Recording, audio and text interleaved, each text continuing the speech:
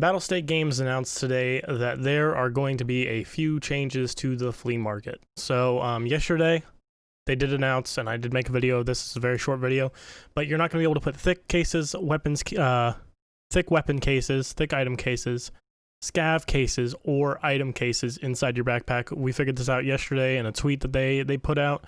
Like I said in that last video, you can definitely go check it out if you want, but mostly to stop hackers. I'll leave a link below to that video. Today they announced that everything on the flea market does need to be found in raid, so this includes weapons. Weapons do need to be found in raid. Pastilli did a podcast, I think it was yesterday, June 18th, where they kind of talked about how AS Vals and VSSs are everywhere, and pretty much people will do barter trades with prep or therapist, or not therapist, sorry, prep or for the ASVALs, and then just throw them on the flea market because there's not a requirement for found in raid for weapons. They have now made it so that all weapons do need to be found in raid to be able to be placed on the flea market. They have also made it so that if there's a barter item, so say there's a graphics card for a, say 5 graphics card for a LEDX, let's say that you're actually getting your money's worth, that LEDX that you trade actually needs to be found in raid. I think this is a little messed up, honestly. Definitely makes the barters a little less worth it.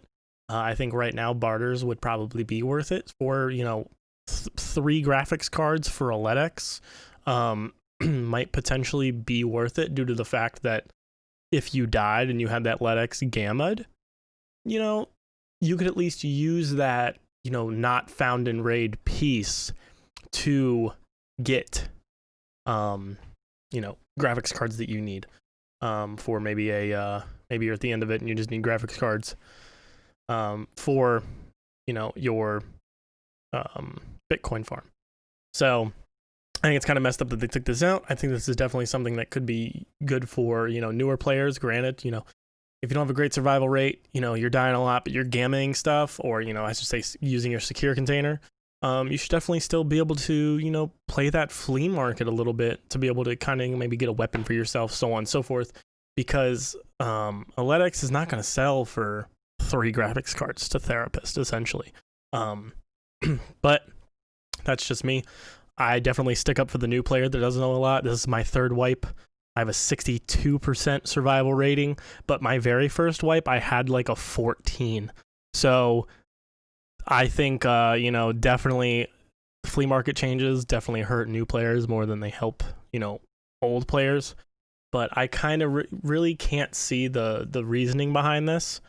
I think the only thing I could really see is me and my friends, I unlocked Red Rebel. And what we did is I just had them trade me all the stuff, and I bought him a Red Rebel and dropped it in raid. But that would be the only real reason I could see them changing this, and that would be the only reason I would see for them to change it. So you have people that are actually, going to be working on quests, trying to find these items, maybe not having a lot of people get items as quickly. But that's about it. Now on to the 3 new things that you can craft in your hideout. There are 3 new things. I'll go through the list. The first thing that is new that you can craft in your hideout, which looks like it's going to be level 3 med station, is going to be the defibrillator. You need this for a quest, but I think you also need it to upgrade your med station. I could be wrong on that one. It could just be the LEDX that you need. But this requires 2 magnets, 3 wires, 4 capacitors, and 1 power bank. So I think it might be worth it, but I also think a good thing about this is that power banks will now kind of be worth something, and so will magnets. Magnets currently, the best thing that I could find to do with them was to trade for an ADAR. But with this, it definitely makes magnets that are found in raid definitely worth putting up on the flea market. The second thing is, I want to say it's going to be level 2, but it might be level 3. Graphics cards for your intelligence station. You can now craft these.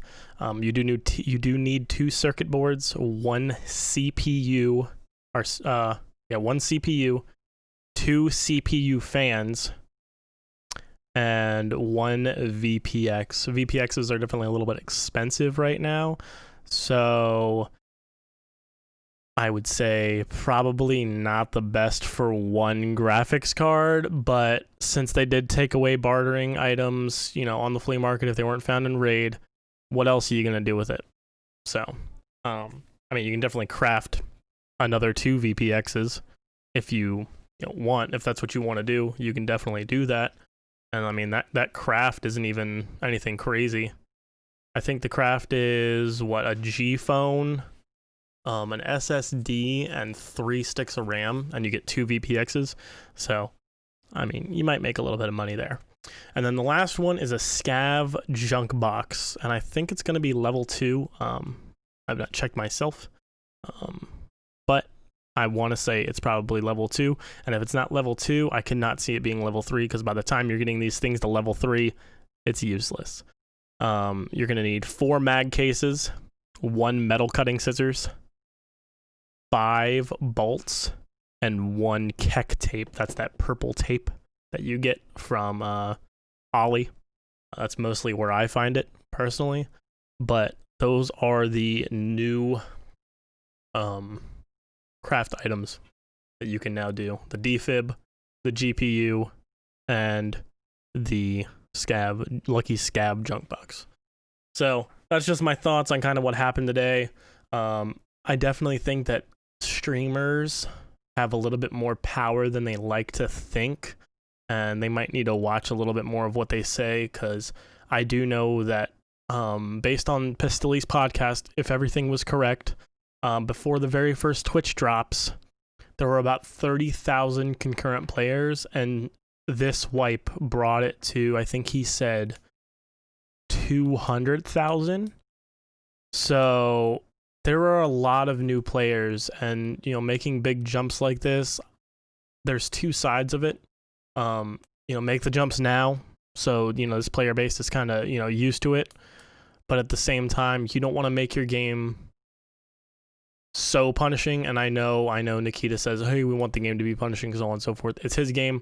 I'm glad that he's not listening massively to new players, but I do think that there is a point where you need to still have new players feel encouraged to continue to play rather than punish them too much. So that's it. That's just my final thoughts on the whole situation. I do want to thank you guys for watching. Please like, share, and don't forget to clap those cheeks on your way out, and I'll see you on the next one.